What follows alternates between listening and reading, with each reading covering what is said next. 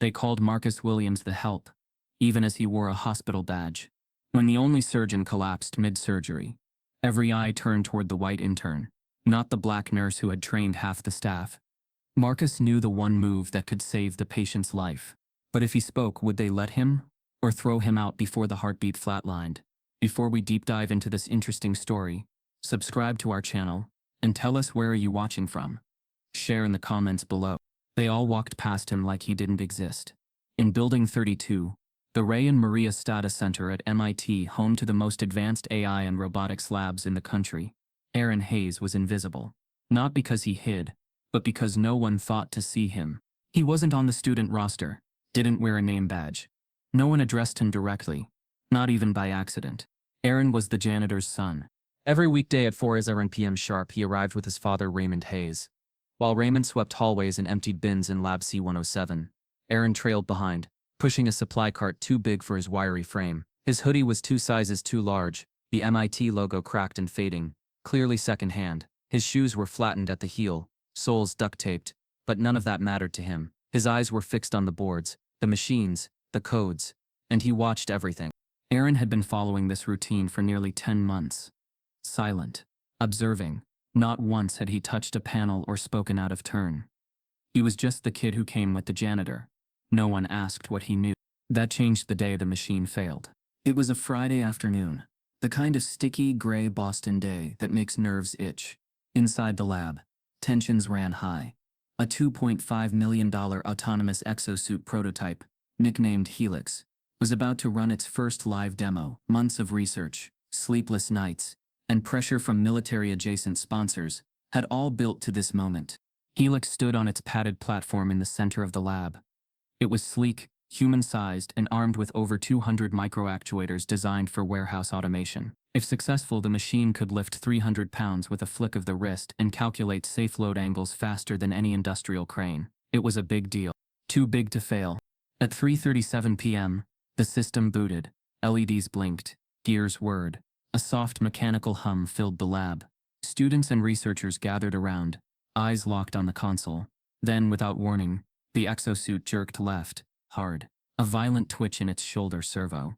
Then another, more erratic. And then it sparked. A sharp crack lit up the left side of the machine. Acrid smoke hissed out of the shoulder joint. Panic rippled through the lab. "Kill power," someone yelled. "System override. System override." The machine slumped like a dying animal. Its core lights dimmed to black. The lab fell silent, except for the low whine of the emergency fan. Dr. Kellen Draper, the lead engineer, clenched his jaw. His hands shook slightly as he moved toward the control console.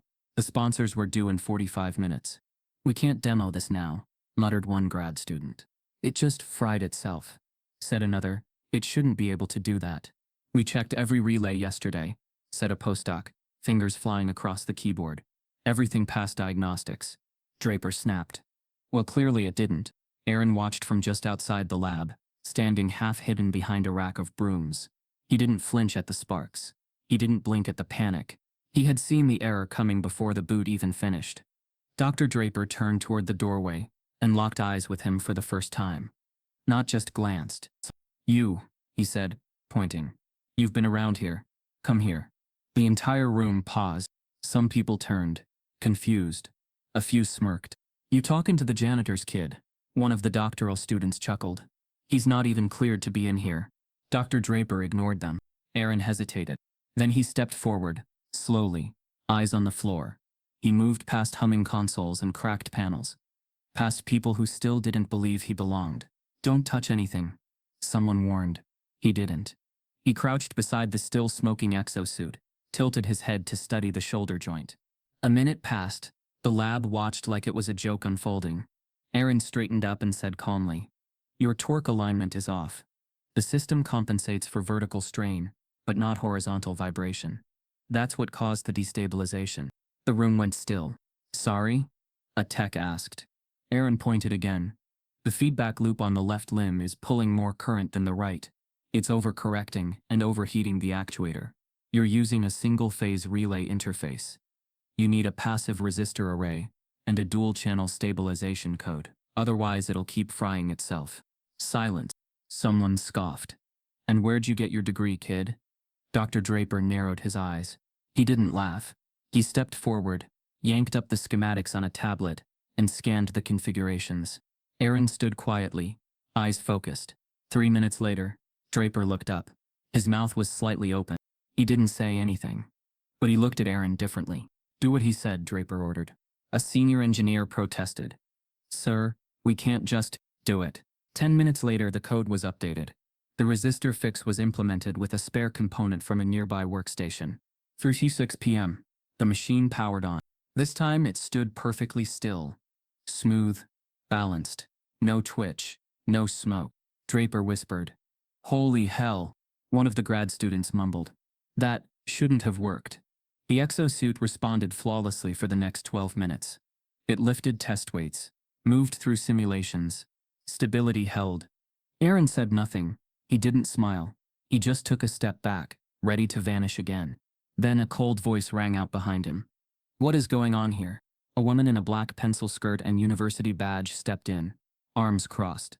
Her name was Cynthia Abel, head of departmental compliance. Who is he? She asked sharply. And why is he near sensitive equipment? Dr. Draper opened his mouth, but she cut him off. This is a violation. Non-affiliate access.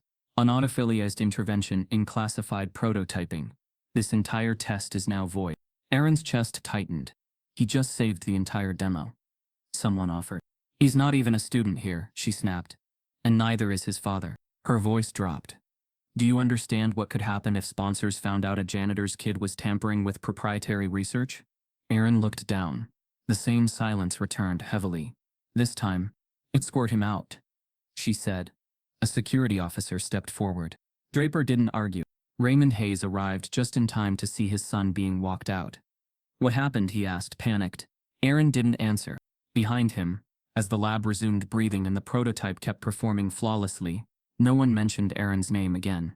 But the next morning, tucked into his locker in the janitor's supply closet, Aaron found a folded note. There was no name on it, just one line. You shouldn't know what you know, but I want to know how. As Aaron knelt beside the sparking machine, everyone waited for a joke. But what came next made the entire room freeze. They didn't ask his name. They didn't ask what he knew, where he'd learned it, or why he saw what none of them did. They just assumed.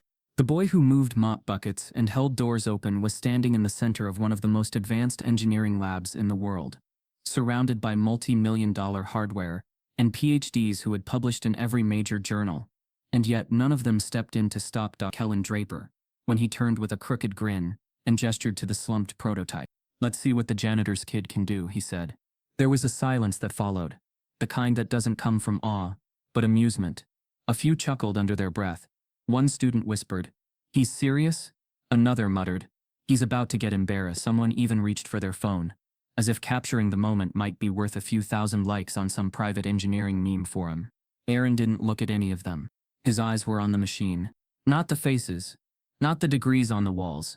Not even his father, who stood just outside the lab, frozen mid-step with a trash bin in one hand, and disbelief written all over his face. The prototype, Helix, was still smoking slightly, the acrid scent of burned plastic lingering in the air. Its sleek shoulder joint, which had failed spectacularly minutes ago, was now motionless. The lab's central console still blinked red, but the emergency shutdown had worked. No one had dared restart it. Aaron stepped forward. Dr. Draper folded his arms. You said it's a torque misalignment, he repeated, voice heavy with sarcasm. That true? Aaron nodded once. Draper raised his eyebrows and gestured with a theatrical sweep. Then show us. And just like that, the silence became weight. Aaron crouched near the left arm, his fingers hovering, never touching, as he studied the servo ring that connected the joint to the central processing limb. The students behind him were whispering now, louder. He's not even using tools. He doesn't even know what that component is. Is this some kind of test? But Draper watched differently now. Not because he believed, but because part of him wanted Aaron to fail. Wanted to confirm what he already believed, that brilliance came in a particular package. It wore university hoodies with active student IDs, and walked with the privilege of belonging. Aaron didn't walk like that. His movements were small, calculated.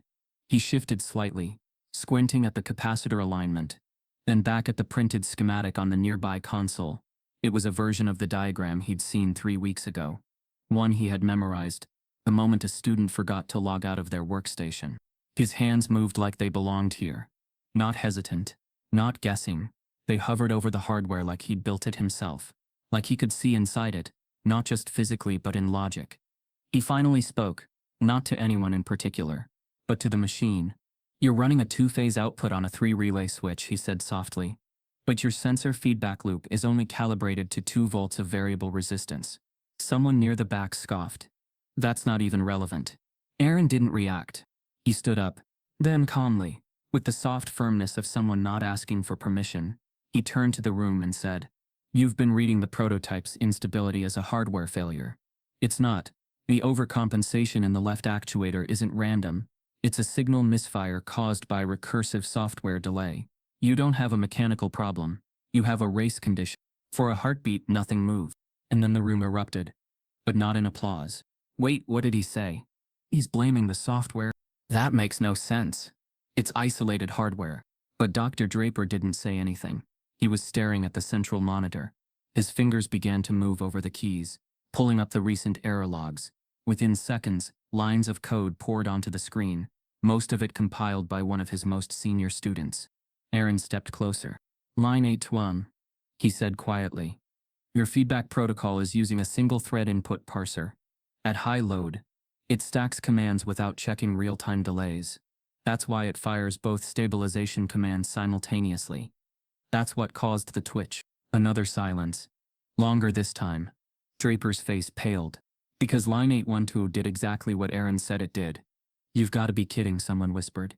A female postdoc moved forward, scanned the code, then gasped. That's it. That's the bug." But how did he? Before anyone could finish the sentence, the overhead door to the lab slid open. The sponsors had arrived.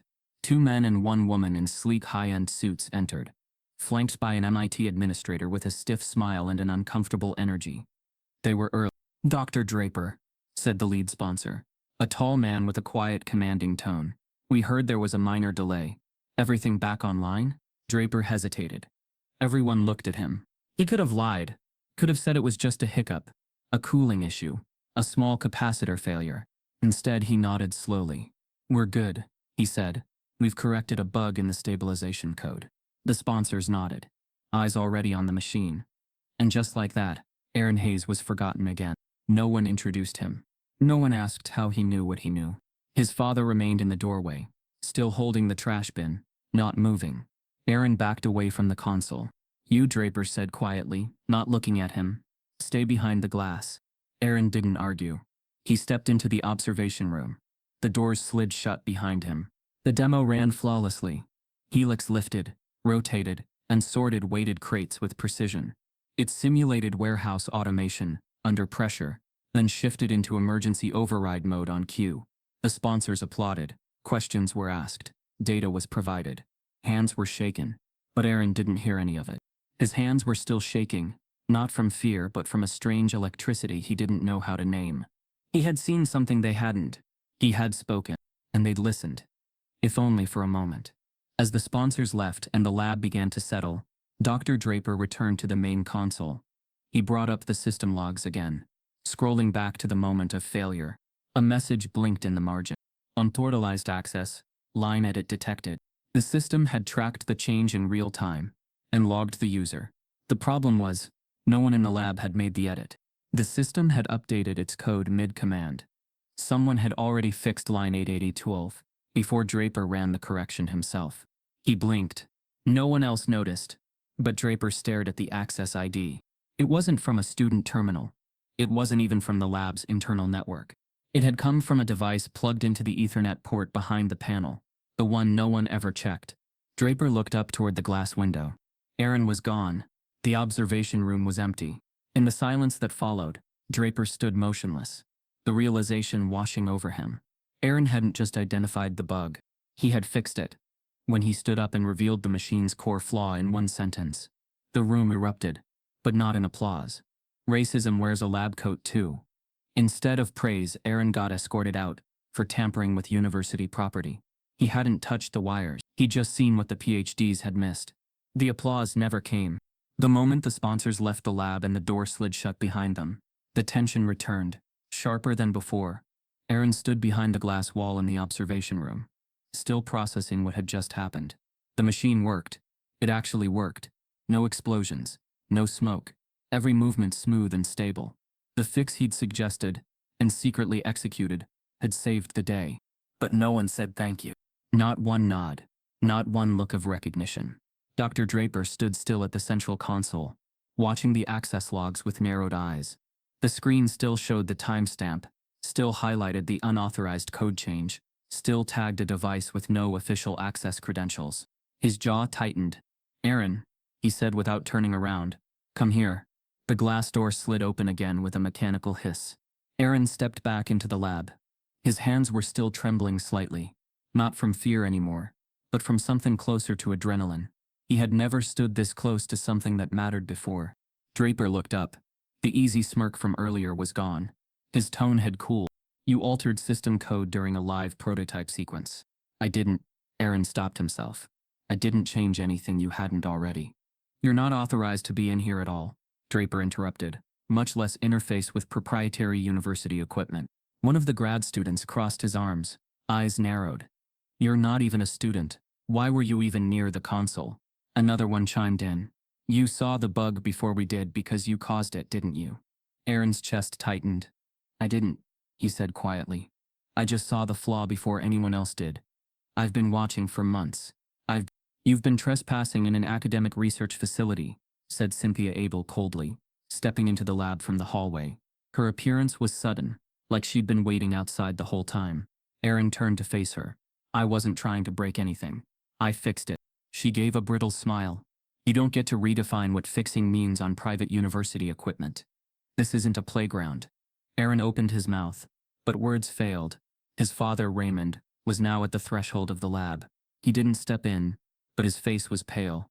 "Ms. Abel," Dr. Draper began, unsure. She cut him off sharply. "This situation is a liability risk. I'm escalating it to campus legal immediately." Two campus security officers appeared at the entrance, summoned silently.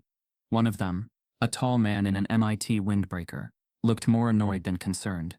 The other was younger, quieter. "Escort him out," Abel said firmly. "Effective immediately. He's no longer allowed in any secured lab spaces.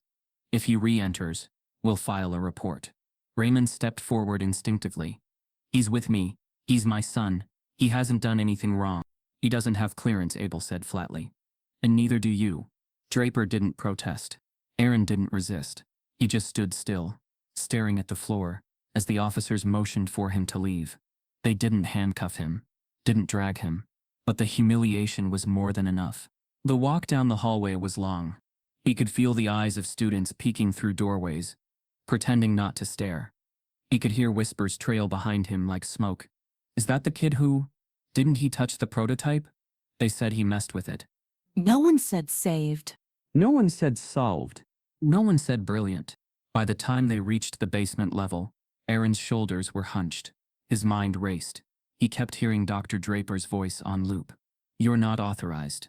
As if brilliance needed permission. As if curiosity required a badge. The security officers said nothing when they left him at the janitorial corridor. One gave him a tight nod before disappearing back up the stairwell. Aaron stood alone, breathing heavily. His father arrived minutes later. His hands were shaking, not with fear, with something heavier. "They made me sign something," Raymond said quietly, voice hollow. "Said if you came back to the lab, I'd lose my job." Aaron didn't speak. Raymond looked at his son for a long moment. "You were right, weren't you?" he asked. "About the bug?" Aaron nodded once. Raymond nodded too. Then he reached over, opened his locker, and began pulling out supplies for the rest of his shift. Aaron turned to his own locker. An old dented metal box that barely closed properly. He opened it, and stopped. Something was taped to the inside. A folded piece of white paper. No name, no logo. He pulled it off gently. His fingers unfolded it with slow precision. Just one sentence was written in neat block letters. "You don't belong here, but not for the reasons they think." No signature. Aaron stared at the words. Read them again, and again. There was no anger in the note, no insult, no threat, just a message. But it didn't feel like a warning. It felt like a door. His heart pounded harder now.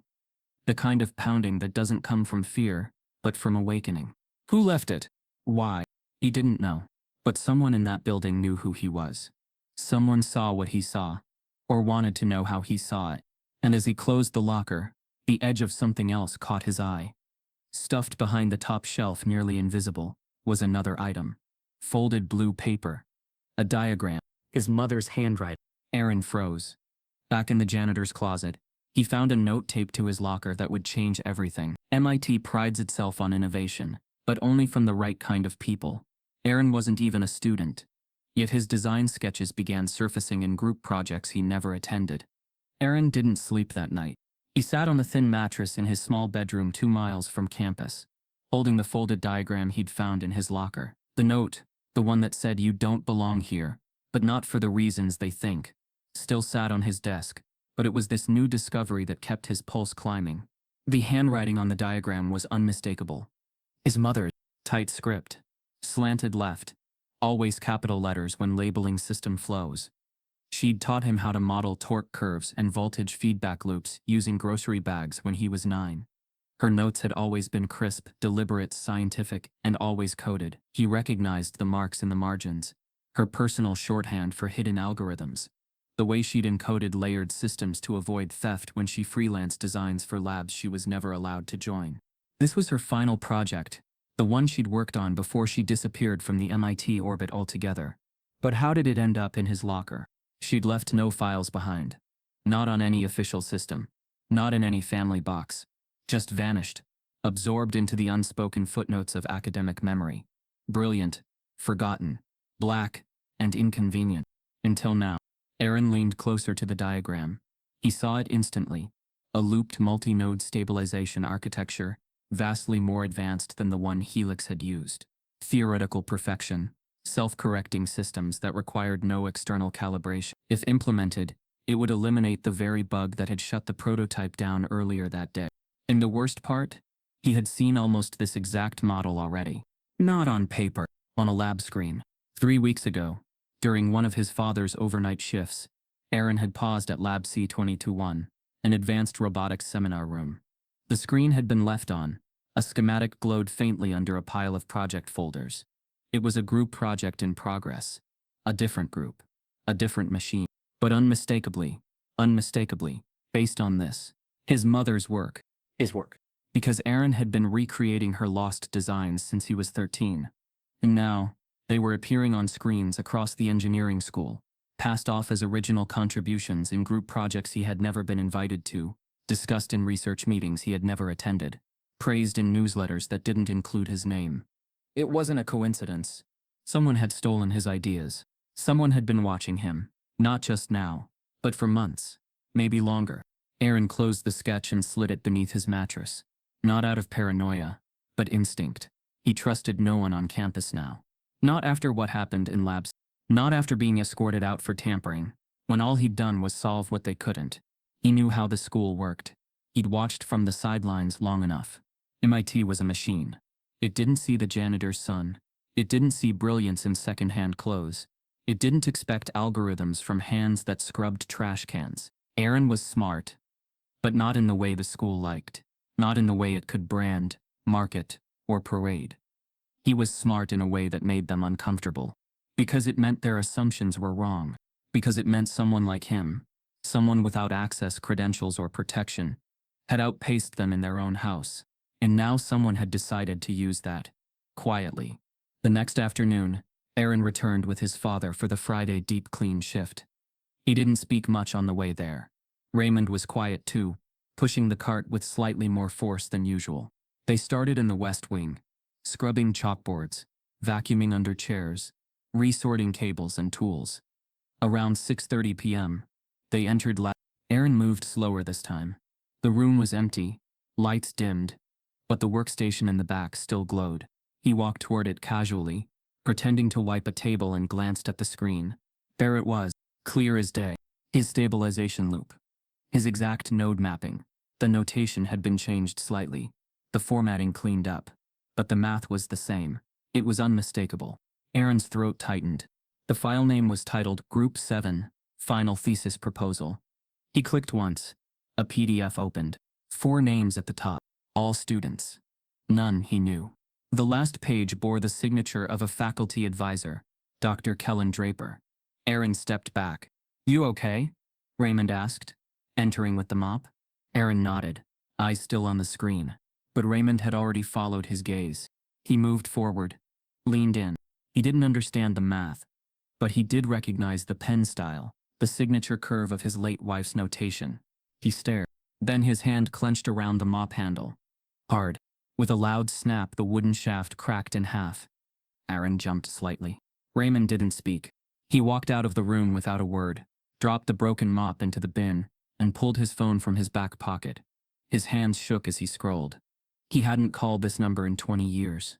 Not since the day he left MIT's system permanently. Not since the day he was told indirectly, through policy, that his wife's contributions would never be credited. But now was different. He hit dial.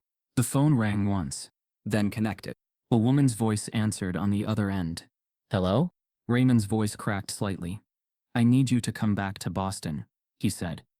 "It's happening again, but this time, it's not her, it's him." The moment his father saw one of Aaron's formulas on a lab screen, he broke his mop in half and made a phone call he hadn't made in 20 years. The school called it a misunderstanding. But Aaron was banned from campus, even after security confirmed he'd been invited by a professor. Aaron's heart still raced as the elevator doors closed behind him, the metal walls reflecting the dim light of the campus's fading evening. He had been escorted off campus earlier that day, the event still haunting him like an open wound. MIT, the pinnacle of innovation and intellect, had turned on him in a heartbeat. A single word from Dr. Draper, a call from campus security, and suddenly, Aaron wasn't just an unauthorized visitor in the lab. He was a threat. As he rode down to the basement level, where his father still worked, Aaron replayed the conversation in his head. It had started so differently. Dr. Draper had praised the group project that Aaron's algorithm had quietly fixed, had in fact saved from collapse. The admiring stares from students, the half-hearted compliments that didn't even try to mask their surprise. But it had only taken one phone call to change everything. One security officer, standing too rigidly in the hallway, had caught him too close to the lab, even after he had been invited by Dr. Draper. MIT's internal system showed he was on the guest list for the demo. But it didn't matter. Aaron's presence didn't fit their narrative. A misunderstanding, the school had said when the media got involved. They called it a misunderstanding, not the reality that a young black man from a janitor's family had been questioned, chased out of the building, and banned permanently because someone else's incompetence was too hard to admit. That's how they'd written it. Aaron couldn't believe the words. He still couldn't wrap his mind around how easily he was erased, how swiftly the truth was buried beneath layers of selective racism and denial. Security had pulled him aside while Raymond, his father, was still in the break room. When they showed the credentials, the digital clearance from Draper's office, the officer had nodded with a puzzled expression. "It's fine," the officer said. "He's with Professor Draper," but that didn't stop them from questioning his right to even be there. The questions felt like needles. Where do you come from? Why are you on the floor? Who are you really? In the end, it was just easier to put a black and white stamp on the whole thing. Unauthorized. Aaron was escorted out like a criminal, but not before seeing Dr. Draper's face. Disappointed, helpless, almost apologetic. His words, "I'll talk to them," felt like the hollowest promise. "You don't need to talk to anyone, Dr. Draper," Aaron had said, staring him down. "This isn't a misunderstanding." The doors to the building had swung shut behind him, and that was the last time he had set foot on the MIT campus. Now, back at the janitor's closet, the lingering embarrassment and fury burned like acid. Raymond didn't say anything as Aaron trudged in. His father sat on the narrow cot, putting his worn boots back on.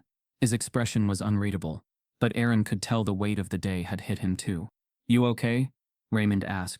Aaron nodded stiffly, avoiding his father's eyes. The question wasn't about the demo. It was about the other thing.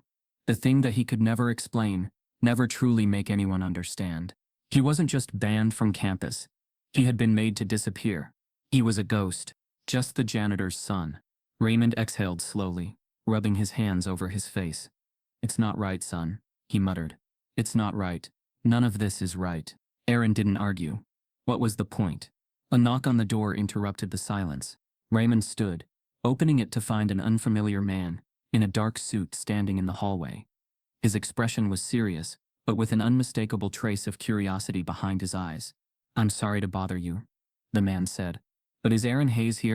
Aaron looked up, a mix of surprise and confusion washing over him. "Who are you?" The man didn't hesitate. "I'm Alan Dawson. I'm with Redwood Innovations. We've been watching your work for a while, Aaron." For a moment, Aaron froze. "What?" "You've been mentioned in a few circles," Alan said, stepping in. He didn't seem like the kind of man who belonged in the hallway of a janitor's closet. Yet here he was, looking as if he had the answers to questions Aaron hadn't even asked. "I've seen your designs. The stabilization algorithm you corrected in Professor Draper's project," Alan continued. "That's impressive. Very impressive." Aaron's pulse quickened. He could feel his mind spinning. What was this? Why was this man here? "You've been watching?" Aaron asked, still on edge. Alan nodded. "Not just watching. We've been studying the tech, and we know it didn't come from your classmates. I've seen your code before." Aaron's mind went blank for a moment. "What do you want with me?" he asked slowly, still unsure whether he was dreaming or having some cruel joke played on him. Alan looked him squarely in the eye. "I came across the work you did a few weeks ago, with Dr. Draper. Then I saw the prototype schematic. It matches your designs, and frankly what we've seen is beyond impressive." He paused.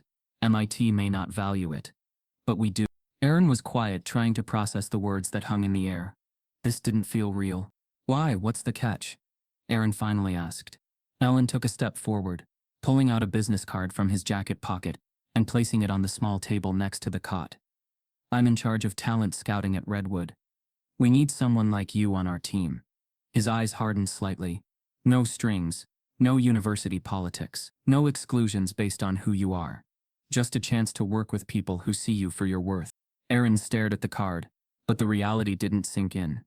He had been overlooked his entire life. Now this man was offering him an opportunity. It felt too easy, too clean, like an escape route that might not actually lead anywhere. Alan saw the hesitation. "I'll be in town for another day.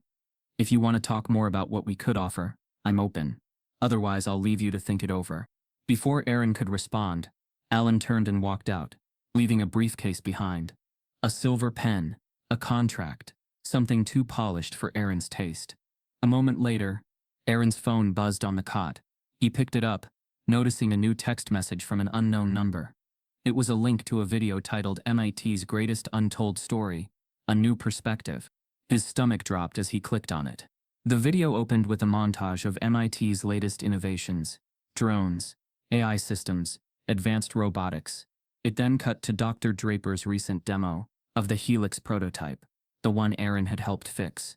But then the video shifted to something else. Something darker. A grainy shot of Aaron walking out of the lab earlier that afternoon, security escorting him past the cameras. The voiceover didn't say much, just a few key words: "A genius silenced. A story untold." Aaron's hand trembled as he set the phone down. He stared at the video, but he didn't watch it. His mind was elsewhere. Someone had told this story, but it wasn't the real one. And someone was about to find out what Aaron really was capable of. That same night, a Silicon Valley recruiter flew across the country just to meet a janitor's son in a Waffle House parking lot. "We'll fund your startup," they said, "but you'll need a front man, someone who looks the part." Translation: someone white. The Waffle House parking lot was nearly empty by 9:15 p.m. The neon signs flickering through light rain. The only people left inside were the overnight shift staff and a lone grad student typing furiously into a cracked laptop over hash browns. Aaron stood beside his father's old Ford, arms folded against the cold, watching the recruiter's Tesla glide silently into the lot. Alan Dawson stepped out, suit still pristine, not a single drop of rain on his shoulders. "Sorry for the dramatic meeting spot," he said casually, extending a hand, "but I figured it should be off the record." Aaron shook it hesitantly. "You're not staying at a hotel?" Alan gave a half smile. "I am. But this felt more appropriate." They slid into one of the booths near the back, away from the windows. Alan didn't even glance at the menu. Aaron didn't order anything. "I'll be direct," Alan said, pulling out a silver tablet. "What you did back there with the Helix prototype, the code, the stabilization loop, that wasn't just impressive. That was company launching. Disruptive. You're sitting on a multi-million-dollar idea, and you don't even have an ID badge. Aaron said nothing. Alan tapped the screen, rotated it toward him. This is a term sheet. Early-stage seed investment. 1.2 million. Up front. You'd retain 51% equity in the company.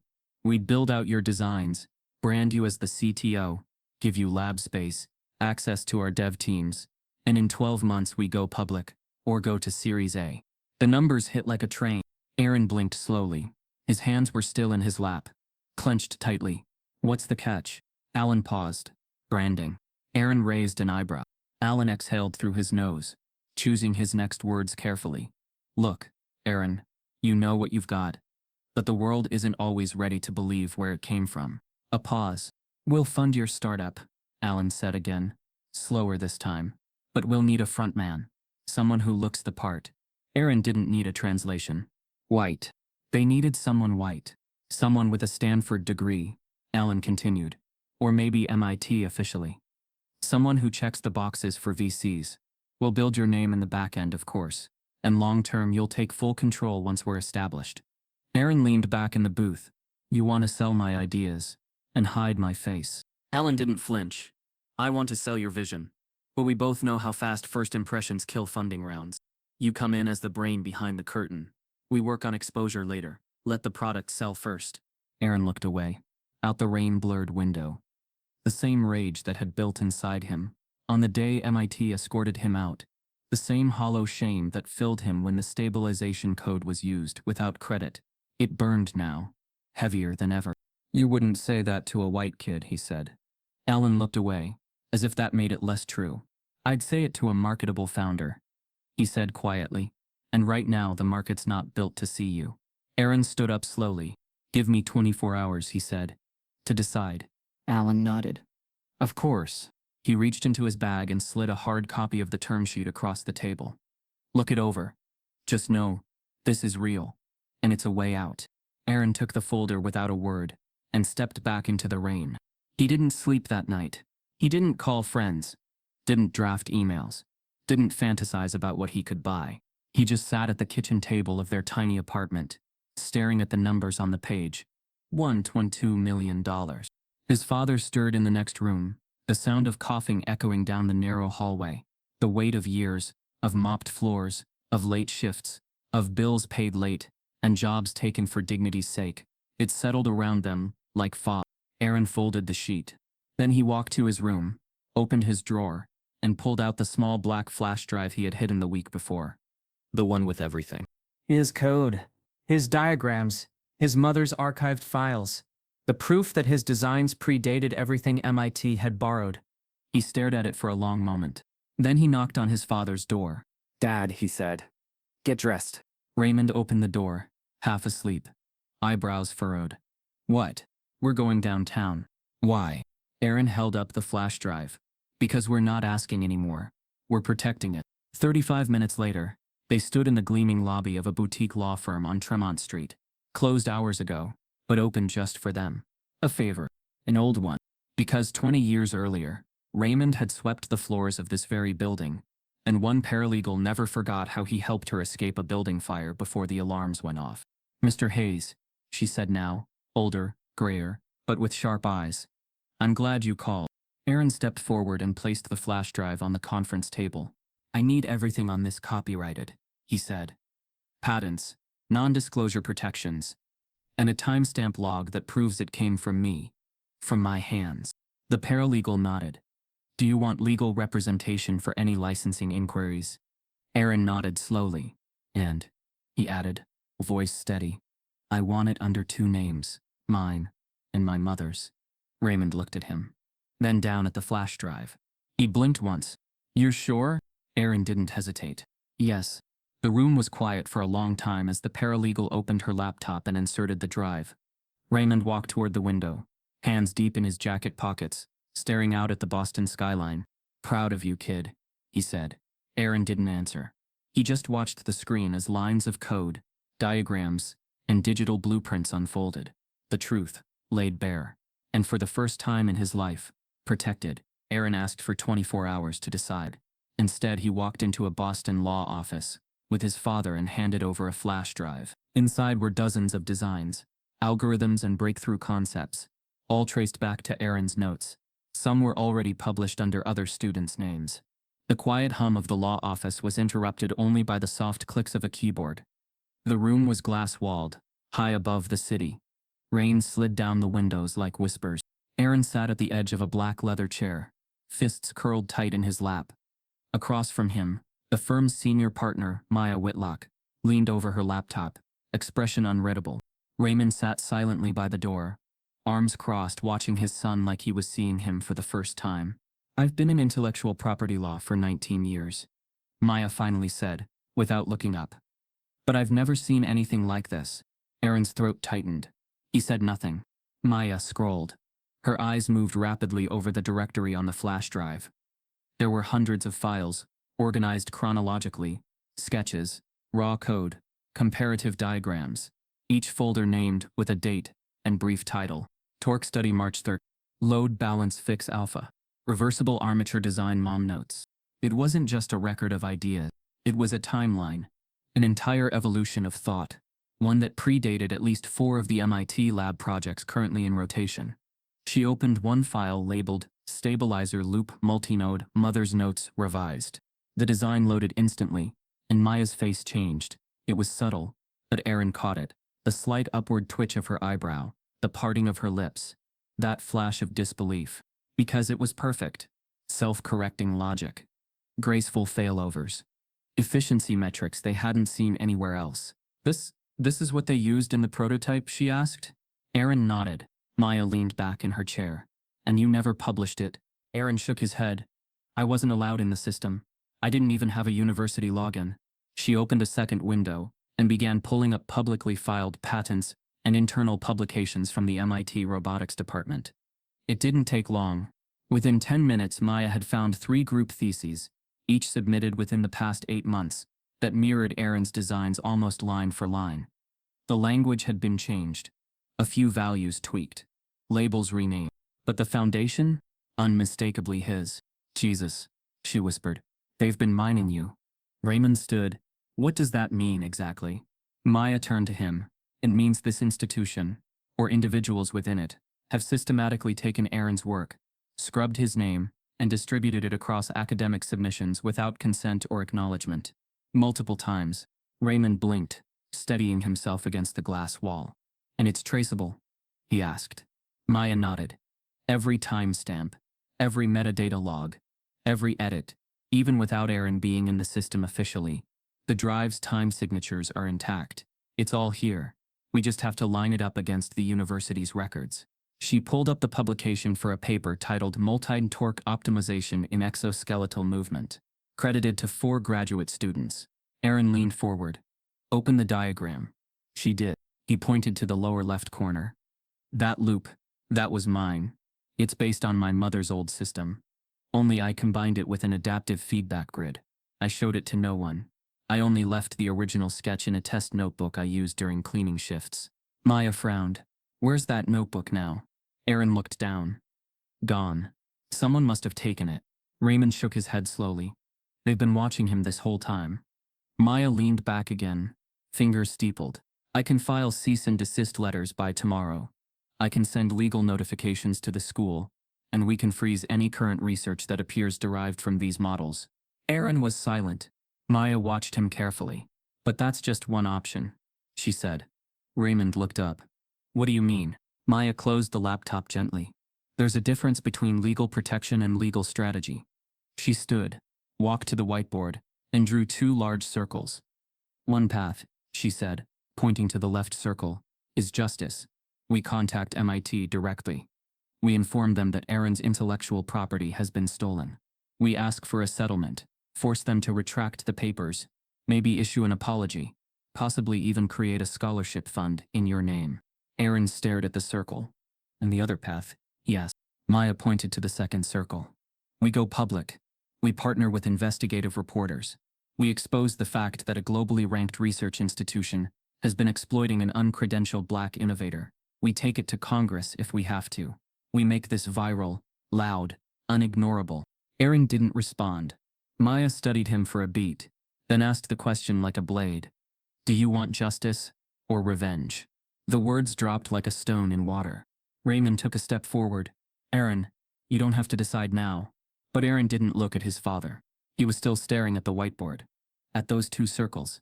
At the split in the road that every marginalized genius eventually reached. Speak softly and be forgotten. Or speak loudly and be punished. He wasn't sure which one he was ready for. Then his phone vibrated. Unknown number. One new message. He clicked it open. A photo. Blurry. Taken from outside a dorm window. In it, a student sat with a laptop open. And on that screen was one of Aaron's unreleased designs. The caption read, "They're still using you." Aaron stood.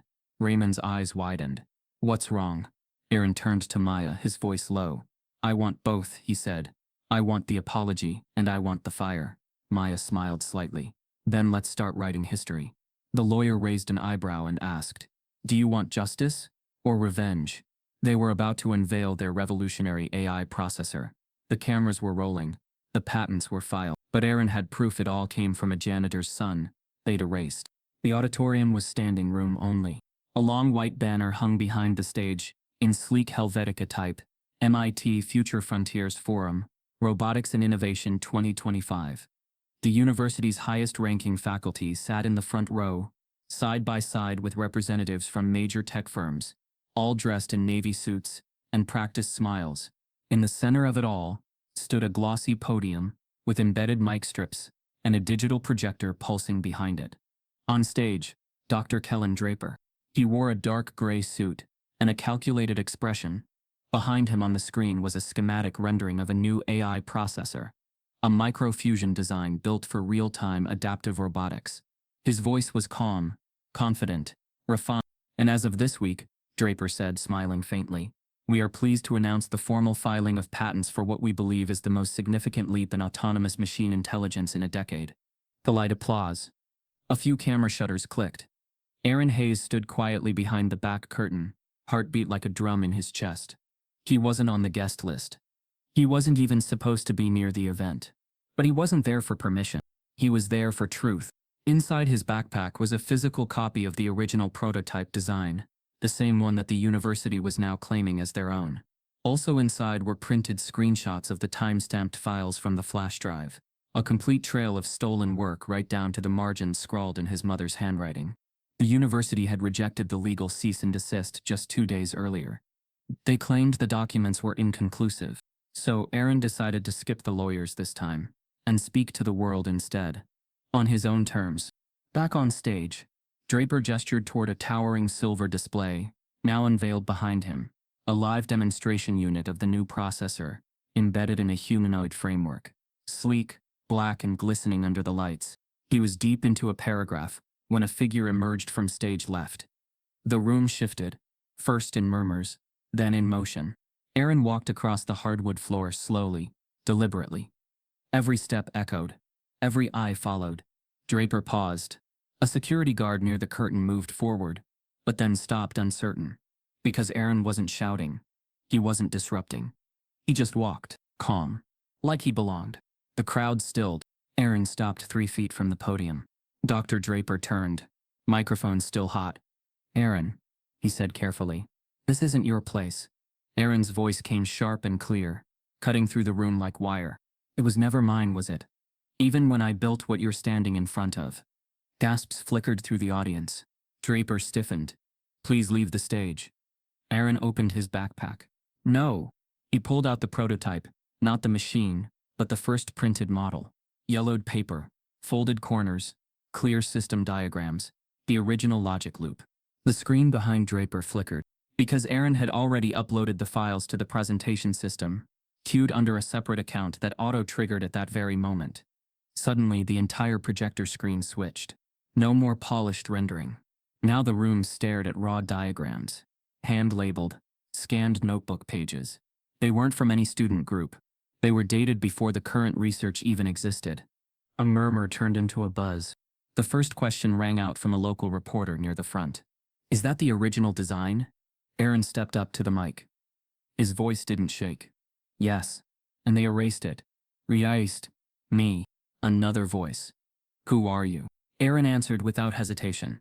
I'm Aaron Hayes, son of Raymond Hayes, a janitor who worked in this building for 17 years. I was never allowed to attend here, never allowed to present. But I was here, every night, watching, learning, building. He held up the prototype. They call this theirs. But it's mine. The loop, the core correction system, the self-calibration matrix. All of it. The crowd was no longer murmuring. Phones were out. Video streaming began. The whispers of scandal moved faster than Draper's frozen expression. Aaron continued. They banned me from the lab after I saved a machine they couldn't fix. They called it unauthorized interference, but they had no problem copying my idea. More gasp. More clicking cameras. A member of the board stood up slowly in the front row, whispering frantically to a staffer. But it was too late. Aaron had already opened the folder in his hands, showing diagrams, dates, logs, each one authenticated by timestamp and legal seal. Draper finally spoke. None of this proves what you're claiming. Aaron looked at him. You're right. Then he reached into the bottom of the bag and pulled out a hard drive. This does. He plugged it into the podium. A secure shell opened. System logs loaded. A chart appeared, one showing file access patterns from inside the MIT network over the past year. One by one, the names of student accounts flashed, all accessing folders that were never part of official course material, because they were Aaron's, and each IP address tied back to Draper's lab. Draper's jaw tensed. His voice lowered. This is defamation, Aaron. No, Aaron said calmly. This is documentation. He stared out at the crowd. I don't want your titles. I don't want your stage. But you don't get to pretend this is yours anymore. Then he placed the hard copy of the prototype down on the podium, turned, and began walking off stage. The crowd erupted into a sea of flashes and noise, but one man in the front row didn't move. He stood slowly, not in applause, in fury. He wasn't a student, wasn't a professor. He was older, sharply dressed, face carved in arrogance and entitlement. Aaron's steps slowed as he caught sight of him. Raymond's voice echoed in his head. Suddenly, something he'd said years ago. There's one man who hated your mother more than anyone in that school. Aaron stopped, because the man standing in front of him was him, and as their eyes locked, Aaron knew. He wasn't just angry, he was scared. As he pulled out the original prototype, the crowd gasped, but the man in the front row stood up with fury in his eyes. Family secrets don't stay buried when racism keeps records. The truth about Aaron's lineage explained everything, and shattered the dean's legacy. The auditorium buzzed with noise, but Aaron heard nothing. The man standing in the front row, stiff, pale, knuckles clenched at his sides, wasn't just another administrator. He wasn't a corporate partner. He wasn't even faculty. He was Dean Charles Pembroke, the vice president of innovation strategy at MIT, the man whose name had been stamped on every major robotics grant for the past 15 years. And he was staring at Aaron like he'd seen a ghost. The press cameras caught Pembroke's reaction instantly. The slow stand, the clenched jaw, the whispered exchange with the woman next to him who looked equally shocked. But Aaron had no idea why the room suddenly felt like it was tilting. He just knew something about that man didn't fit. Not now, not in this moment. Because the rage in Pembroke's eyes wasn't professional. It was personal. Aaron stepped down from the stage slowly, cradling the original prototype close to his chest. As he walked past Pembroke, their eyes locked, and for one brief second, the dean's lips parted like he wanted to say something. But he didn't. Instead, he turned and stormed out. The footage hit the internet within hours. Every second of Aaron's confrontation, the stolen diagrams, the proof, the crowd's reaction, was clipped, edited, dissected. Headlines mushroomed across media platforms. Janitor's son confronts MIT over stolen invention. Banned innovator hijacks MIT press conference. With shocking truth. Who is Aaron Hayes? And why is MIT silent? But it was the still frame that went viral. A paused image from the live stream. Aaron standing tall with the prototype in hand, and Dean Pembroke, expression contorted with fury, caught mid-step in the front row. Within 48 hours, someone found a yearbook photo from two students, a young Raymond Hayes, one of the few black engineering techs in the class, and right next to him, a smirking Charles Pembroke. Same year, same department. Theories spread like gasoline. And then, on the third day, someone found the personnel file. Leaked. Anonymous. From within MIT's own HR archive. It confirmed that in the fall of 2002, a harassment complaint had been filed by a graduate researcher, Aaron's mother, against a senior lab supervisor, whose name had been redacted. But the digital file had metadata, and the document's creation signature was linked to CPM broke as. Aaron sat in his bedroom that night, staring at the screen, the files, the timelines, the patterns, and then the pieces clicked. Too easily, too violently. His mother hadn't left MIT by choice. She had been pushed, and now he understood why no one ever spoke her name inside the school again. Raymond knocked once before entering, his face drawn, holding an old photo album. "You saw the file?" he asked. Aaron didn't answer. Raymond sat beside him and opened the album to a yellowed photograph, a group shot at a robotics symposium. Aaron's mother stood in the back row, half smiling. Next to her, Pembroke, looking like the man who had just stood up in rage 3 days earlier. Aaron looked at his father. "You knew him?" Raymond nodded slowly. "We weren't just classmates. We worked in the same lab. I was the assistant. He was the golden boy." "And Mom?" Raymond's voice dropped. "She was smarter than both of us. Brilliant, but invisible to them. Until she started publishing things they couldn't explain. Code that worked without lab access. Designs that outperformed tenured faculty." Aaron leaned forward. "So they erased her." Raymond closed the book gently. Worse. He stared at his son. "You deserve the truth." Aaron felt something cold settle over him. Raymond spoke slowly, each word measured like it had waited too long to be free. "Your mother worked under Pembroke in her final year. He was obsessed with control. Who got credit? Who got published? He wanted her to play background, keep his name in front. But she pushed back." A pause. "Then one day she stopped showing up to the lab." Aaron felt his chest tighten. "She told me she'd filed a complaint," Raymond said. "Said it was bigger than harassment, that he'd threatened to end her career if she ever published under her own name again." Aaron's mind spun. "That was before I was born?" Raymond nodded. "She disappeared from MIT records 4 weeks after you were born. No explanation, no appeals." Aaron stared at him. "You think he's why she left?" Raymond didn't blink. "I know he is." A longer silence passed between them. Then Aaron asked the question he had buried for years. "Is he my uncle?" Raymond didn't answer at first. His jaw locked. Then, "Yes." Aaron swallowed hard. Logically, Raymond nodded once. "His brother, same bloodline." They kept it quiet. Pembroke was always ashamed of the connection. Aaron leaned back, breath shallow. "So he knew." Raymond's voice cracked. "He always knew who you were." Aaron stood up, walked to the window, hands shaking. Every memory came back at once. The quiet looks from faculty, the unexplained cold shoulders, the sudden resistance, anytime his name was mentioned in connection to anything promising. He was never meant to be seen, because if he was, they'd have to admit he came from a woman they buried, and a man their institution empowered. Aaron turned back to his father. "I'm not letting him walk away from this." Raymond nodded. "Then don't." Aaron stared at the photo one last time, his mother's quiet face beside a man who had stolen everything from her. And he made a decision. The next day, Aaron's father sat him down and revealed what really happened to his mother. She built the foundation MIT still profits from, and vanished without a trace. Now her son was the living ghost they tried to ignore. Aaron didn't leave the apartment the next morning. The sun rose over Boston's skyline, soft and pink, but it might as well have been night. He sat alone in the kitchen, the old photo album beside him, his mother's face staring back from a page so worn it was beginning to fade.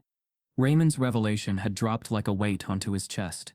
His mother, the woman whose brilliance had shaped his childhood, whose voice still echoed in his memory whenever he coded, whose sketched formulas had become the architecture of his mind, had not been erased by time. She had been erased by design. MIT hadn't just pushed her out.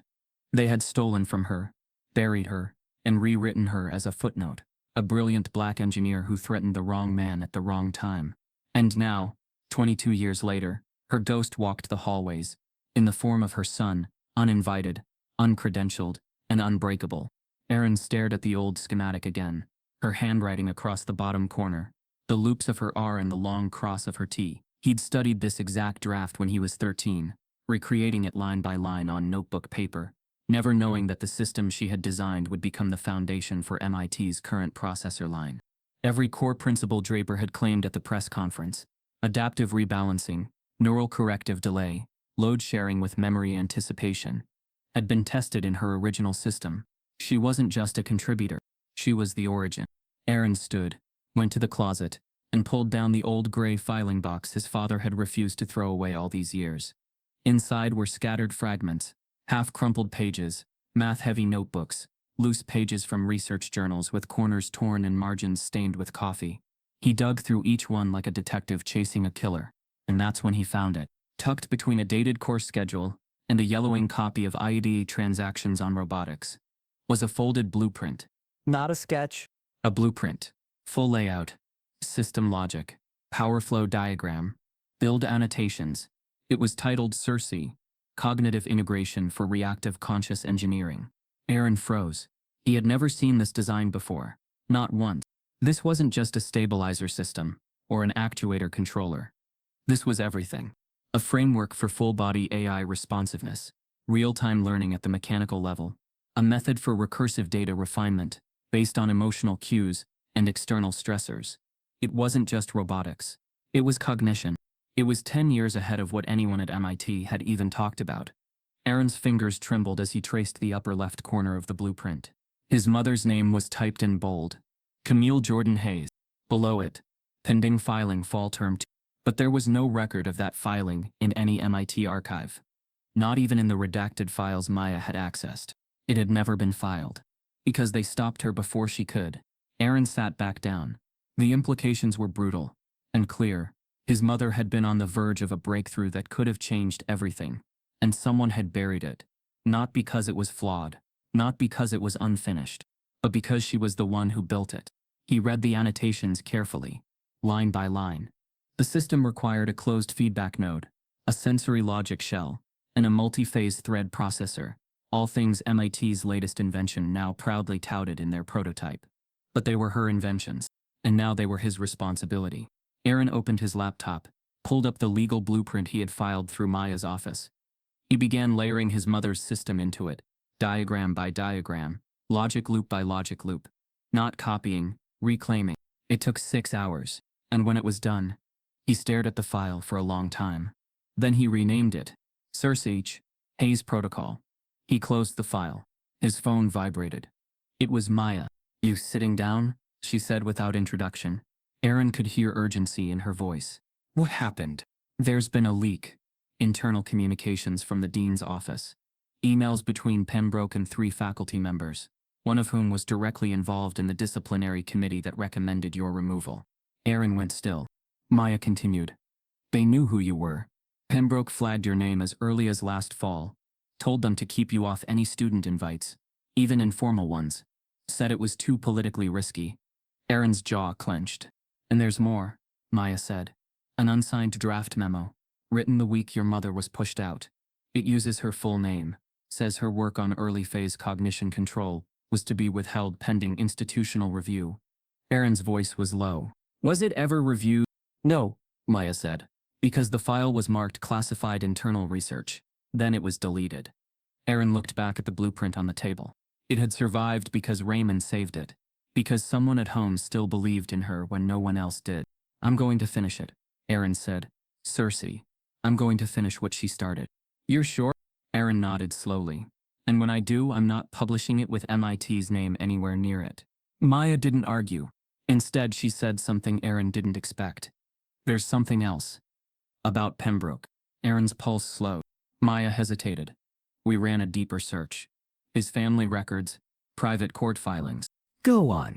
"There's a custody petition," she said softly, from 2003, filed by his brother, requesting termination of parental rights, connected to an unacknowledged child. Aaron felt his stomach twist. It was sealed.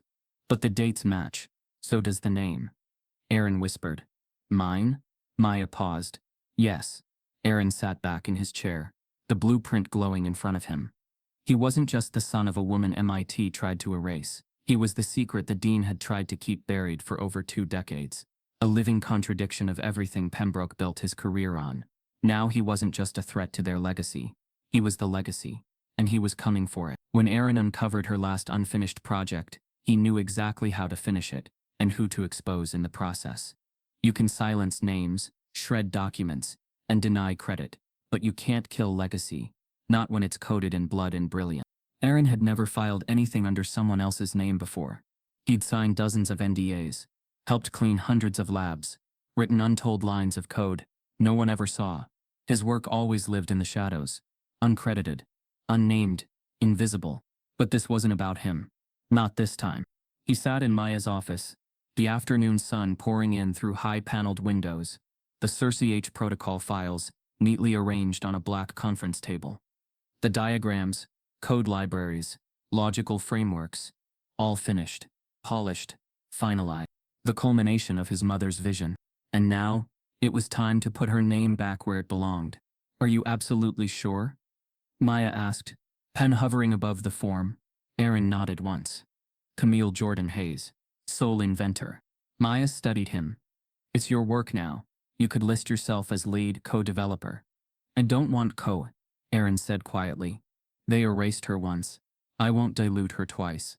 Maya hesitated, then pressed the pen down, signing the final section. Within minutes, the application was uploaded to the United States Patent and Trademark Office.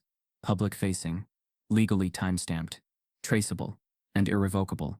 The world would now know that the foundation of MIT's most advanced processor came from the hands of a woman they erased, and the son they tried to ignore. Aaron leaned back in his chair. For the first time in weeks, he exhaled. Now, Maya said, we wait. They didn't have to wait long. 37 hours later, Aaron's name started trending. Again, not because of a tweet, or a speech, or a viral photo, but because someone in the industry saw the patent. A developer at a mid-size AI startup noticed the architecture, compared it to a product they had just licensed from MIT. He ran the system side by side. Identical. Word spread fast. By the 48-hour mark, legal teams from 2 tech companies that had invested in MIT's lab system were sending urgent inquiry notices to the university's legal department. By hour 51, the first lawsuit dropped. Patent violation. Intellectual property fraud. Malicious misrepresentation. It came from a Bay Area firm that had spent $18 million to license a prototype based on CERCH, without ever knowing the design had never legally belonged to MIT. The lawsuit demanded full repayment, plus damages. 2 hours later, a second firm filed a cease and desist on MIT's research partnership, citing ethics breaches and unregistered external origin data. The phrase was legal code for, you lied about who built this. Maya's phone didn't stop ringing. Aaron's inbox exploded. News outlets picked up the trail. Headlines shifted from sensational to devastating. MIT faces lawsuits over allegedly stolen designs from late black engineer. Second-generation whistleblower files historic patent claim against elite lab. Mother and son built it. MIT branded it.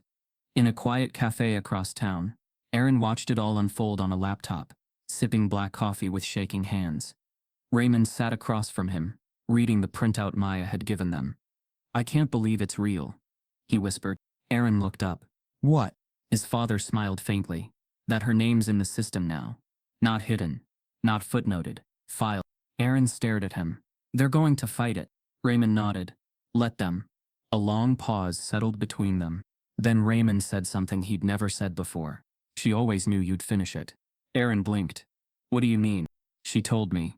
Back when she was working on the prototype. She said they're going to kill this in the room, Ray. But if they do, Aaron will bring it back.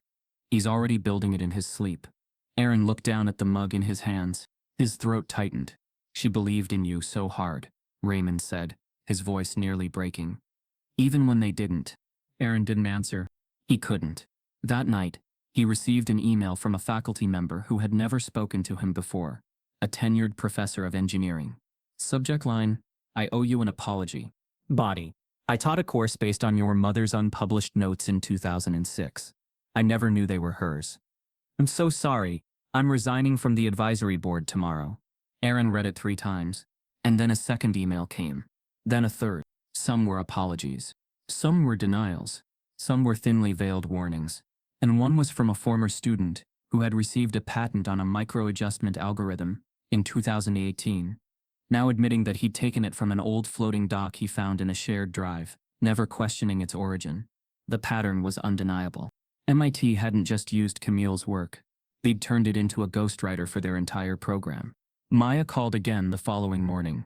They're panicking. Aaron rubbed his eyes. Who? MIT. The administration. Pembroke.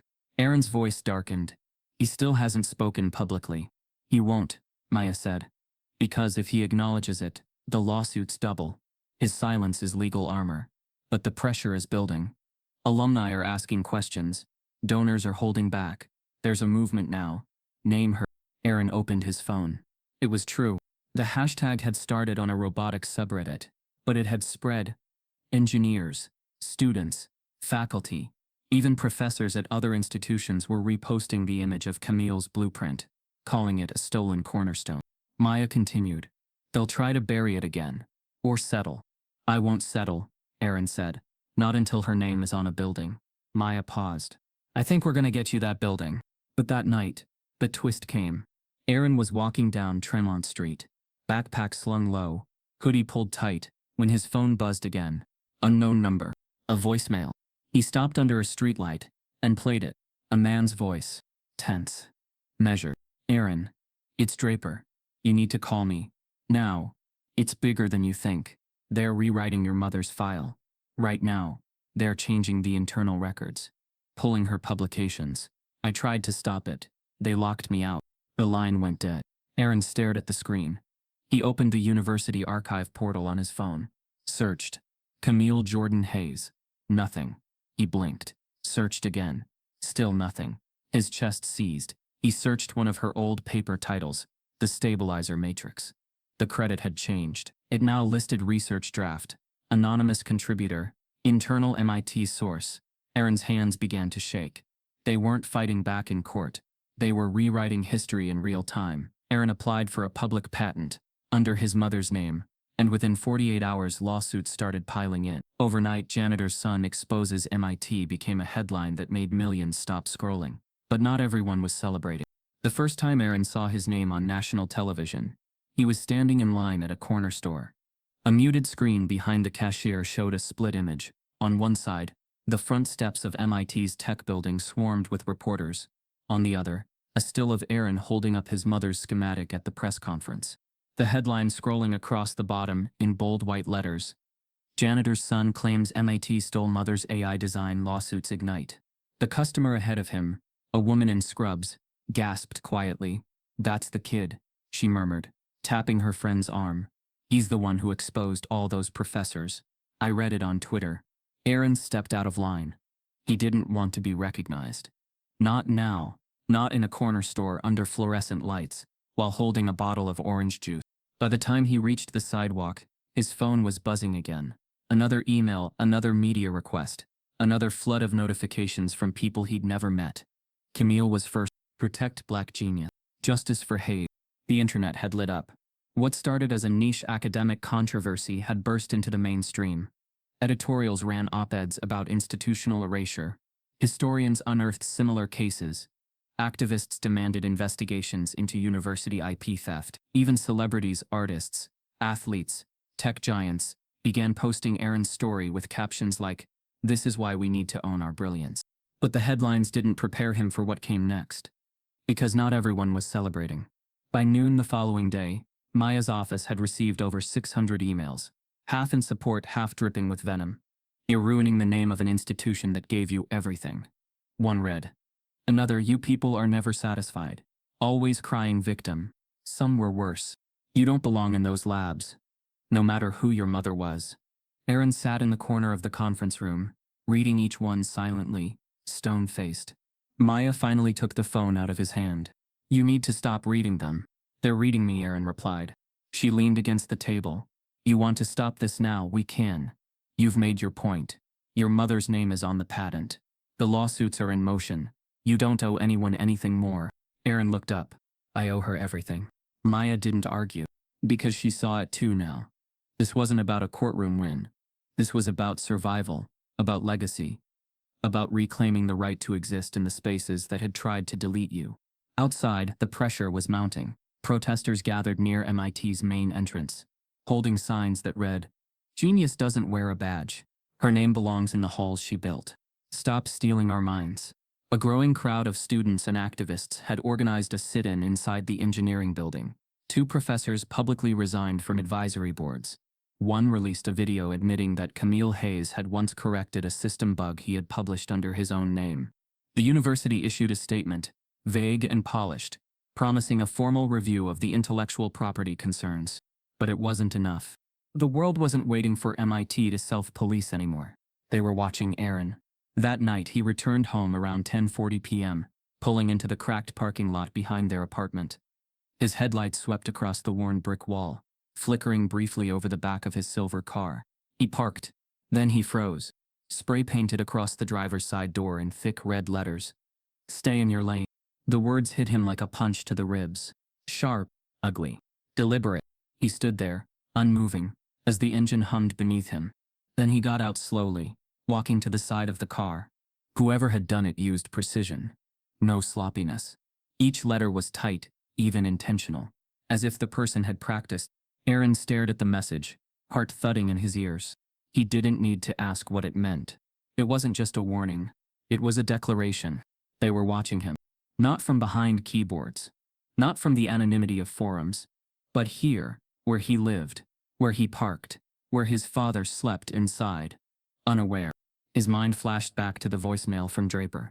"They're changing the records. They locked me out." The university was scrubbing history. And someone, somewhere was willing to remind Aaron what happened when you crossed a line no one wanted you to see past. He turned, slowly, scanning the dark lot. Empty. Quiet. Then he reached into his pocket and called Maya. She answered on the second ring. "They tagged my car." "What?" "In red. Back of the lot. I'm texting you a photo now." A pause. "Then, I'll call it in. We'll get security on your place. You need to stay somewhere else tonight." Aaron's voice was flat. "No, I'm not hiding." I'm serious, Aaron. This is different now. This isn't just academics. This is real-world risk. Aaron looked at the car again. "That's exactly why I'm not leaving." Maya exhaled. "I'll be there in 20. Aaron hung up, and for a long time he stood there in silence, watching the red paint drip like blood onto the pavement below. As protesters gathered outside the lab, someone spray-painted a message on Aaron's car that sent chills down his spine. Threats came in. Scholarships were revoked. Even his father was followed home. But Aaron had one weapon they couldn't silence. The truth. Aaron stood in the parking lot long after Maya left that night. She had snapped photos of the graffiti, made 3 phone calls to contacts she trusted, and insisted he sleep in a hotel. He told her no. "This isn't just a car anymore," Aaron said quietly, staring at the dripping red letters. "It's a message. If I move, they win." Maya shook her head, exasperated. "If you don't move, they escalate." But Aaron stayed. By morning, the image of his vandalized car had already gone viral. A neighbor's teenage son had posted it to Instagram with the caption, "Even when you tell the truth, they try to scare you." The photo spread across feeds in hours. Thousands of comments poured in. Some supportive, some venomous. Powerful. "They can't erase him. This kid needs protection. Should have stayed in his lane. Not his place." The last one stung the most, because it wasn't anonymous. It came from a verified account belonging to a prominent MIT alumnus. Aaron shut his laptop and rubbed his eyes. Raymond came into the kitchen, jaw tight. "They followed me last night." Aaron froze. "What?" Raymond sat down, still in his work clothes. "I took the long way home from campus. A black sedan kept 3 cars behind me the whole way. When I pulled into the lot, it slowed down, then drove off." Aaron's stomach twisted. "Did you get a plate number?" Raymond shook his head. "Too dark. But they wanted me to notice." The room went silent. Maya's voice broke the stillness through speakerphone. "They're testing you, Aaron. Pressure tactics. They want to make you feel like you don't belong, like your safety depends on silence." Aaron's jaw set. "They've been trying to make me feel like I don't belong since the day I set foot in that lab. But I'm not leaving." Raymond's hand trembled slightly on the table. "Son, I've seen what happens when people go up against institutions like this. They don't fight fair. They don't stop." Aaron looked at his father. "Then neither will I." The backlash grew sharper that week. Anonymous emails flooded Maya's inbox, accusing her of siding with a fraud. Professors who had once quietly supported Aaron's claims were pressured to retract their statements. 3 students who had joined protest outside MIT labs had their scholarships suddenly under review. Aaron watched the fallout in horror. It wasn't just him they were targeting. It was anyone who stood near him. One afternoon, he found his father sitting on the couch, staring blankly at the wall. "You okay?" Aaron asked. Raymond didn't answer right away. Then he held up a small envelope. Inside was a letter. "We regret to inform you that your employment as facilities associate will be suspended pending review of security concerns." Aaron felt his chest cave. "They fired you?" Raymond's voice cracked. "Suspended. But we know what that means." Aaron's hands balled into fists. "Because of me. Because of us," Raymond corrected, looking at him firmly. "Because we dared to say the truth out loud." Aaron swallowed hard. For the first time in weeks, the weight felt unbearable. The institution wasn't just erasing names anymore. It was punishing lives. But Aaron still had one weapon. He opened his laptop and uploaded his mother's full CH system to a public repository, time-stamped, tagged, and mirrored across 3 servers. He attached his patent filing, every note of documentation, every piece of evidence connecting the system to her and to him. Then he hit publish. Within hours, the file link was everywhere. Reddit, GitHub, tech blogs, even journalists who didn't cover science were sharing it. The code was undeniable. Beautiful. Clean. A full system that no university could claim as their own anymore, because now it was in the public domain, forever. The internet did what the courts couldn't. It made his mother's brilliance untouchable, but it also made him a bigger target.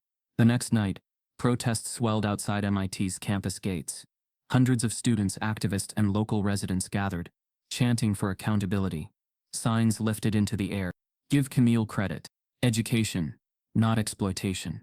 Hayes the truth." Aaron stood at the edge of the crowd, hoodie pulled low, his father beside him. For a moment, he allowed himself to breathe in the sight, people refusing to let silence win. But then the noise shifted. A group of counter-protesters arrived. Suits, alumni, some holding signs of their own. "Stop lying. Fraud can't be genius. Protect MIT's reputation." The chants collided, voices crashing against each other like waves. Aaron stepped back, gripping his father's arm. Raymond's face was stone. "This isn't about truth to them. It's about power." Aaron nodded slowly. "Then I'll take it where their power can't hide." 2 days later, the phone rang. It wasn't Maya this time. It wasn't a journalist, or a student, or an anonymous supporter. It was Washington, D.C. "Aaron Hayes?" a formal voice asked. Yes. "This is Staff Director Coleman, with the Senate Subcommittee on Academic Integrity. The committee has been briefed on your claims. You are requested to appear and provide testimony regarding systemic discrimination and intellectual property theft within academic institutions." Aaron's hand tightened around the phone. "You want me to testify?" "Yes." "On record. Capitol Hill." Aaron stared at the wall. The spray-painted words still burned into his memory. "Stay in your lane." He exhaled slowly. "Tell me when." The morning the news broke, Aaron woke up to a message from Maya. CNN headline. "From janitor's son to Senate witness. Aaron Hayes to testify in historic academic discrimination hearing." Raymond placed the paper on the kitchen table, shaking his head. "I never thought I'd live to see the day." Aaron looked at him. "Neither did I." But he knew this wasn't the end. It was only the beginning. Because MIT could fight lawsuits. They could erase files. They could punish quietly. But they couldn't silence him when the nation was watching. And when the truth hit Capitol Hill, Aaron was called to testify before a Senate subcommittee on academic discrimination. Dressed in a plain suit, with 0 credentials but infinite receipts, Aaron stood in front of the country and dared them to deny what he lived. The morning of the hearing, Aaron stared at his reflection in the bathroom mirror. The suit was borrowed, navy blue, 2 sizes too big at the shoulders. The tie was his father's, faded but carefully pressed. His shoes were scuffed, polished as best as Raymond could manage the night before. Aaron didn't look like the men who usually walked into Congress. He didn't look like power. He didn't look like prestige. He looked like what he was, the son of a janitor, carrying the weight of his mother's stolen genius. Raymond stood in the doorway. "You don't need to look like them," he said quietly. "You just need to sound like you." Aaron nodded once. He couldn't eat, couldn't drink. His throat felt like it was carrying gravel. But when the car arrived to take him to Capitol Hill, he stepped inside without hesitation. The hearing chamber was packed. Cameras lined the back walls. Rows of reporters tapped at laptops. Activists filled the gallery seats, holding small signs with one word in bold black letters: "Camille." At the long desk in front of the raised dais, Aaron sat alone. A placard with his name, Mr. Aaron Hayes, sat in front of him. His hands rested flat on the table, palms damp. He could feel every beat of his pulse in his fingertips. Across from him the senators filed in. Some shook hands, some avoided his gaze. Some looked at him the way professors once had, skeptical, half smiling, waiting for him to stumble. The chair, Senator Whitmore, struck the gavel. This hearing of the Subcommittee on Academic Integrity and Equity will come to order. Today we hear testimony on allegations of systemic discrimination in higher education and intellectual property theft within federally funded research institutions. Mr. Hayes, you may begin with your opening statement. Aaron adjusted the microphone. His voice came out lower than expected, but steady. My name is Aaron Hayes. I am the son of Raymond Hayes, a janitor who worked at MIT for 17 years. I am also the son of Camille Jordan Hayes, the first black woman engineer in the robotics department. She built systems that the school still profits from today. But they erased her name. They erased her work. And for 22 years they tried to erase me. The room shifted. Cameras zoomed in. Pins stopped moving. Aaron continued. When I was banned from campus, they said it was a misunderstanding. When I fixed their prototype, they called it tampering. When I showed them my mother's designs, they said it was coincidence. But the truth is simple. They didn't want brilliance in a body that looked like mine. Or her. A murmur swept the room. Aaron placed a folder on the table and slid it toward the clerk. These are my records. Schematics, time-stamped files, patent applications, every design they stole, every idea they repackaged, every receipt they thought would stay buried. The clerk carried the folder to the senators. Papers rustled. Eyes widened. Screens lit up as staffers scrambled to compare the documents to MIT's filings. Aaron leaned forward. You can silence names. You can shred documents. You can deny credit. But you cannot kill legacy. Not when it's coated in blood and brilliance. The gallery erupted in quiet applause before the chair struck the gavel again. Order. Order in the chamber. Aaron sat back, heartbeat steady now. He had said it, out loud, where the nation could hear. The questioning began. Some senators praised his courage. You represent countless voices who never make it this far, one said. Others pressed with suspicion. Mr. Hayes, you admit you were never an enrolled student. How can we verify your claims of authorship? Aaron met the gaze without flinching. Because brilliance doesn't require permission, and because their own system logs show my files entered their servers before any professor published them. The room stirred again. Another senator leaned in. Mr. Hayes, are you suggesting MIT deliberately covered up your mother's contributions for 2 decades? Aaron's voice hardened. I'm not suggesting it. I'm proving it. He gestured to the gallery. They erased her. But we are her proof. Every time I breathe, every time I write code, every time I build something that outperforms what they claimed as theirs, she lived. Raymond, sitting in the second row behind him, felt his eyes burn. For the first time, his son wasn't invisible. He was undeniable. But the hardest questions came next. Senator Ralston, a silver-haired skeptic, leaned into his mic. Mr. Hayes, if what you claim is true, what do you want from us? Money, recognition, or revenge? The room fell silent. Aaron looked down at his hands. Slowly, he unclasped them. I don't want revenge, he said. I want restoration. My mother's name on her work. My father's dignity back. And I want no other child of a janitor to walk into a lab, see brilliance, and be told they don't belong there because of the color of their skin. The words landed heavy. Some senators scribbled notes. Others looked away. But the cameras caught everything, and the gallery erupted again, chants rising softly this time. Her name. Her name. The session stretched for 3 hours. Every question, every piece of evidence, every challenge met with calm, undeniable truth. Aaron didn't flinch, didn't stumble, didn't let them twist his story. By the time the chair announced a recess, reporters were already running out the doors to draft headlines. Staffers huddled in corners, whispering frantically. Senators looked shaken. Aaron gathered his papers, stood slowly, and turned toward the gallery. For the first time in his life, people weren't looking through him. They were looking at him. But just as he exhaled, a final voice cut through the noise. Mr. Hayes, one more question. It wasn't the chair. It was Congresswoman Lillian Brooks, the only black woman on the subcommittee. Her tone wasn't hostile. It wasn't skeptical. It was steady, low, carrying something different. Aaron turned back. Brooks leaned forward, removing her glasses, her eyes locking onto his. You've told us what they did to you. You've told us what they did to your mother. But I want to ask you something else. She paused. Do you know what they'll do next? The room froze. Because it wasn't a question about the past. It was a warning about the future. The final question came from a black congresswoman, and her words changed everything. I'm proof that brilliance doesn't need permission, Aaron said.